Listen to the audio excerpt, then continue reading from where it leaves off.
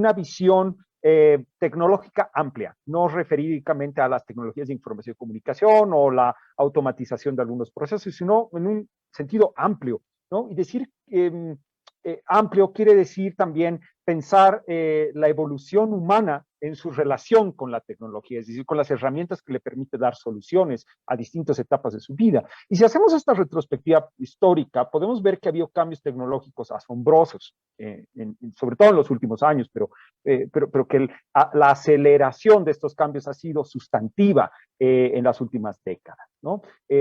A pesar de esta transformación, y de hecho uno de mis ejemplos era justamente esto de las vacunas, es decir, conseguir una vacuna como especie, vamos a hablar ahora de las particularidades de las condiciones restrictivas que están sufriendo este producto, pero conseguir una vacuna para un virus bastante desconocido, digamos, que generaba mucha incertidumbre en pocos meses, hay que celebrar la capacidad humana para poder resolver una cosa así.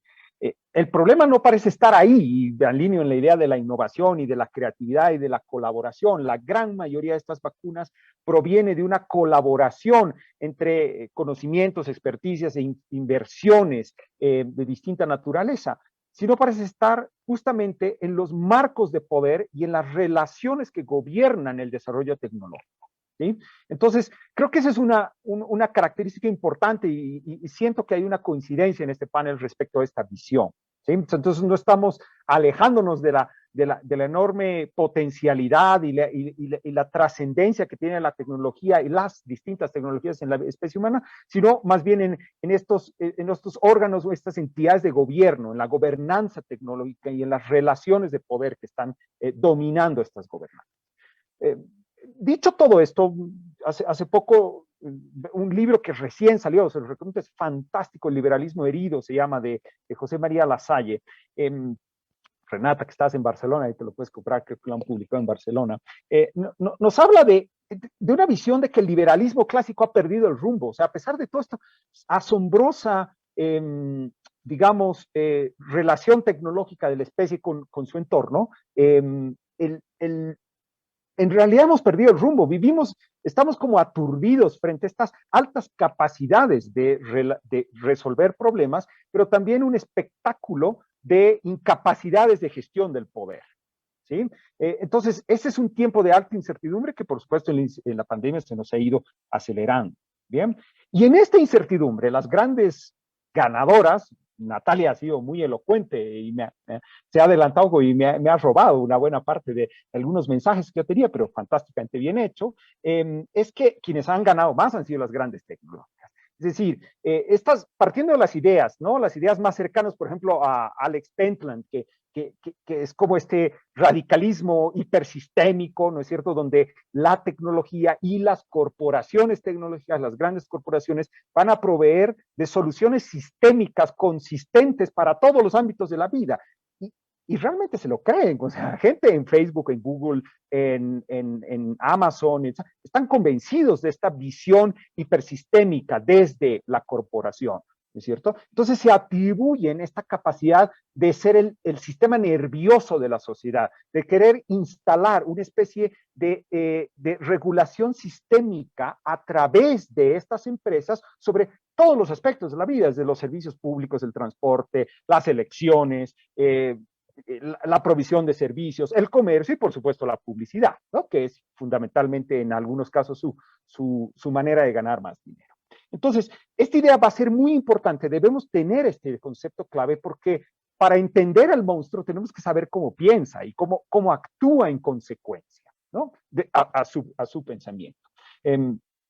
Y este pensamiento, que también es importante entender, no solo está instalado en corrientes más neoliberales en lo económico o libertarias en la discusión política, sino también en diversos conservadurismos. Es decir, hay una coincidencia de favorabilidad a esta concentración de poder desde estas corrientes que, por ejemplo, el liberalismo clásico vería con cierto horror, ¿cierto? Pero que las condiciones de incertidumbre y de desastre, digamos, en esta gobernanza del poder están habilitadas.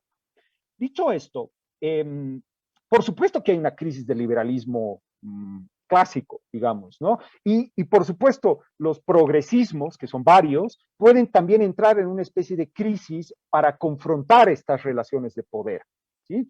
Porque estamos viviendo en otro fenómeno bastante común desde el encierro, voy a hablar dentro de poco el modelo panóptico, que estoy escribiendo un poquito sobre eso, pero quiere decir que el conservadurismo hipermediatizado, es decir, aquel conservadurismo que antes era muy de puertas para adentro, que tenía una relación más íntima entre sus comunidades y sus relaciones políticas, ha más bien optado por una estrategia divergente, ha optado por una estrategia de hipermediatizarse, de politizarse, de contrastar con el mundo del liberalismo y de la garantía de derechos, por decirlo de una manera amplia, nos está conduciendo a una libre interpretación de los derechos y los fundamentos del contrato social.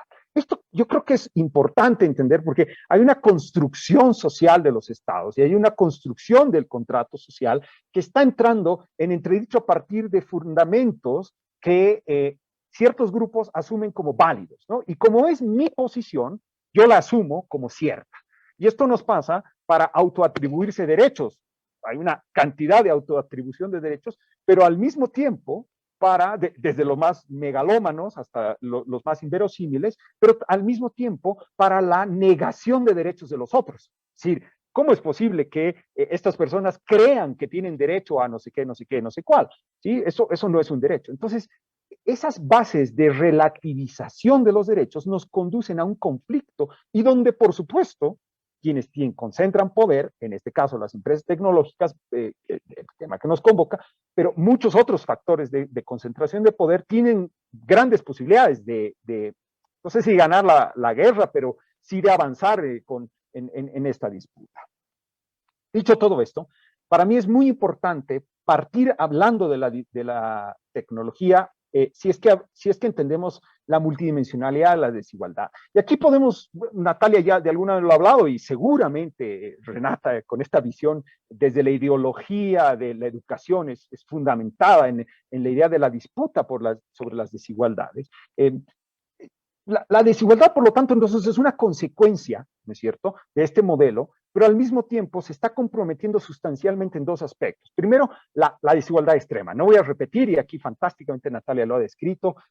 Para América Latina, nosotros en Oxfam producimos el año pasado, mi colega Susana Ruiz y yo, por ejemplo, un informe donde describíamos que las primeras 16 semanas de la pandemia habían surgido 1.000 millonarios cada 2 semanas en América Latina, no en el mundo, en América Latina, y que estos grandes poderes conglomerados, muchos asociados a las tecnológicas o a las translatinas, habían acumulado 48.000 millones de dólares, que era más o menos un tercio de los paquetes de toda la ayuda del FMI para toda América Latina. O sea, 9 tipos concentrando un tercio de todo lo que se había dispuesto para afrontar el golpe de la pandemia en toda América Latina. Eso es una locura la desproporción de desigualdad económica y de desigualdad de poder que se tiene en América Latina. ¿Sí? Pero este factor nos lleva a dos ideas centrales en la discusión. Y esta desigualdad extrema está condensada al mismo tiempo en monopolios y al mismo tiempo en mecanismos de captura, es decir, mecanismos que operan el poder dentro de estos monopolios. No porque sean plataformas inocuas, es decir, bueno, yo soy grande porque proveo servicios de toda naturaleza, todos utilizan mi buscador y por eso soy Google. No, sino porque tengo mecanismos para garantizar mi poder. Bien, frente a esto, frente a esta relación asimétrica, bastante asimétrica, digamos, de concentración de capital y concentración de poder, surgen algunas dudas, ¿no? Y aquí voy a entrar en ya para abrir la discusión, en 4 aspectos que creo que son importantes en el debate, bueno, y frente a todo esto, ¿qué hacemos? ¿Sí? ¿Cómo nos situamos en este debate? Ya Natalia lo decía y creo que también Renata va a coincidir en que, ok, no hay una gran discusión desde cierta marco ideológico de que tiene que haber una regulación. Sí, ok, pero ¿cómo? ¿Sí? ¿Regulación de qué? ¿Y cómo se hace esa regulación? Aquí puede haber una gran discusión y yo voy a hablar libremente sobre algunas ideas, ¿es cierto?, que creo que pueden orientar la discusión. Uno, ciertamente, y desde esta lógica, digamos, desde la economía política, las grandes empresas tecnológicas, creo que hay que hacer una regulación de las ganancias y la capacidad de las grandes empresas por monetizar prácticamente ad infinitum con los datos. Esta relación de monetización ad infinitum con los datos es enormemente importante de entender, pero por otro lado, de aceptar, digamos, como uno de los grandes retos de la regulación financiera de las empresas. ¿Sí? Otro aspecto fundamental es, que obviamente está directamente relacionado, es que tenemos que tener claridad sobre qué está alimentando esto que ya Natán le hablaba con las ideas de Shoshana Zuboff, que son fantásticas respecto al capitalismo y la vigilancia, ¿no? Y es la información. Es decir, lo que alimenta el modelo no es solamente la inyección de capital, sino fundamentalmente la inyección infinita de información. Esta descomunal alimentación de datos. ¿Sí? Si logramos entender esto desde la regulación y logramos entender esto desde la sociedad civil, va a ser más fácil de contrarrestar el marco de poderes en el gran debate. Un tercer aspecto que es importante es la vida móvil. Es decir, el aparato móvil se constituye en un instrumento omnipresente en nuestras vidas y es el espía perfecto. ¿No es cierto? Y aquí, permítanme hacer una broma. ¿Sí? Había un video que decía, que seguramente muchas personas han recibido sobre, bueno, nos van a implantar un chip 5G y tal ¿no? en el brazo. Y claro, alguien hizo un video fantástico y decía, mira, no te preocupes por el chip 5G, los gobiernos no necesitan implantar un chip 5G, ya lo tienes en tu bolsillo. O sea, el chip ya está ahí. Tranquilo, no necesita estar en tu cuerpo. Y de alguna manera es cierto. Es decir, no por el aparato mismo, sino por las condiciones en las que utilizamos el aparato. Esto no es menor porque el móvil es el factor de acceso a la tecnología para las grandes mayorías en el sur global, digamos, pero al mismo tiempo es el gran aparato de control, es el gran aparato de acceso o cierre de ciertos espacios y ciertas funcionalidades. Entonces, es un elemento muy importante tener en cuenta, sobre todo desde las garantías de derechos civiles y políticos y desde esta relación de el gran alimentador de la economía, la gran economía del capitalismo, la vigilancia, vuelvo a ese concepto de Zuboff, sobre los datos. Una última idea en relación a esto, y es muy importante, es, ok, entonces, ¿dónde está, que es de la regulación, quiero decir, dónde está la propiedad de los datos? ¿No? Está en las empresas, en este momento sí, para la gran mayoría de personas que vivimos en la desregulación tecnológica, por ejemplo, como en Bolivia, o sea, realmente, ¿cómo regulas a un Google, a un Facebook, si ni siquiera existen aquí? Mucho menos sabes dónde están nuestros datos. La gran mayoría de las conexiones que estamos haciendo en este momento están pasando por servidores de Miami o por otros lugares, ¿no? Entonces, la regulación desde los estados en el sur es muy difícil porque no tenemos capacidad de distribuir ese poder sobre la economía, el alimentador de la economía, que son los datos. Entonces, ¿quién es dueño de los datos? En este momento las empresas, ¿sí? Pero, y aquí empiezan algunas cuestiones, transitamos del modelo, y ahí va la idea del modelo panóptico, ¿no? Transitamos del modelo, la concentración del poder está en las empresas, está en los estados. O sea, los estados son los propietarios de los datos individuales de las personas. Y esto va a ser una gran controversia y de hecho es parte ya de la disputa en el mundo de las ideas y de la concentración tecnológica. O está en las personas. O sea, yo creo que aquí podemos alinearnos más en la idea de está en las personas, está en el individuo, está en las comunidades, está en las colectividades, pero esto también puede carecer de cierto puede carecer de alta, o mejor, puede padecer de alta debilidad frente a la disputa política de la propiedad de los datos. ¿Sí? Renata en eso es fantástica y yo estoy seguro que nos puede enseñar muchísimo más. ¿Bien? Entonces, digamos, aquí vamos a entender que los gobiernos están en el interés de regular y están en el interés también de poner, digamos, algunos de poner algunos marcos regulatorios desde lo fiscal hasta lo instrumental sobre las grandes empresas. Estados Unidos está discutiendo en este momento y es una propuesta bipartidista, ¿no? De ambos espectros, de cómo empiezan a regular a estas grandes empresas. Está toda la discusión internacional sobre, que ya ha levantado el G7, sobre cómo se fiscaliza a las grandes empresas, no solo tecnológicas, a las grandes corporaciones internacionales, y este estándar mínimo de tributación corporativa internacional que ellos ponen en 15% y que, por ejemplo, desde la organización donde yo trabajo, decimos eso es totalmente insuficiente. O sea, si es mínimamente 21%, bien podría ser 25%, porque si no, de lo contrario, no tienes un incentivo para llegar realmente a transferir inversión y captación de impuestos a los países del sur global, y pues toda esa captura de recursos se quedará en 5, 10, 15 o 20 países del norte, los países de siempre. Entonces, mantienes esa enorme disparidad de la capacidad de captura de recursos.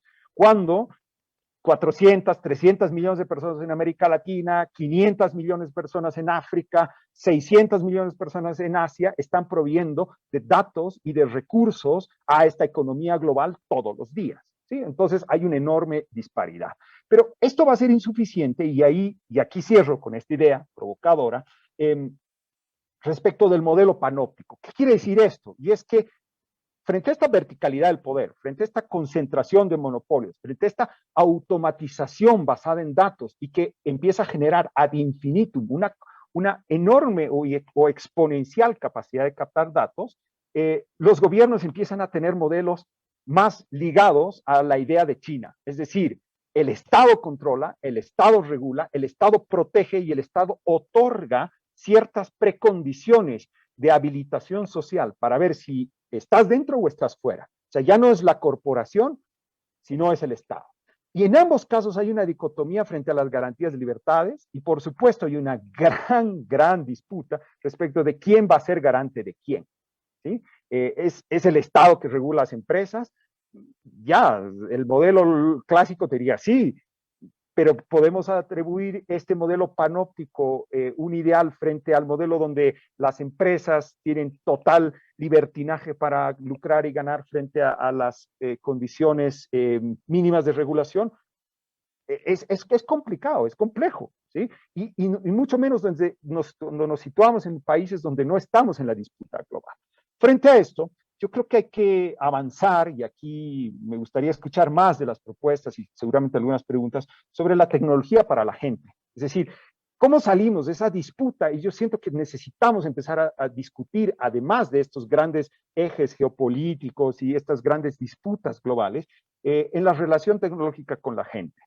Esto quiere decir, por ejemplo, que las tecnologías tienen que estar pensadas por las necesidades de la gente, no necesariamente por las expectativas de comercialización o de expansión del consumo de las personas. ¿Sí? Hay varias corrientes que están discutiendo esto de una tecnología más humana, de cubrir las necesidades, de ponerle límites a los recursos tecnológicos. ¿Para qué? Para justamente satisfacer las expectativas, necesidades y aspiraciones de la especie humana, no para atraparla, no para encasillarla, no para estandarizarla. Yo creo que ahí es otra de las grandes grandes discusiones que deberían entrar en este ámbito y que sobre la cual sí creo que tenemos que tener una respuesta soberana, una respuesta más soberana desde los países del sur para responder, pero no perdiendo de vista la gran batalla, ¿sí? No teniendo de vista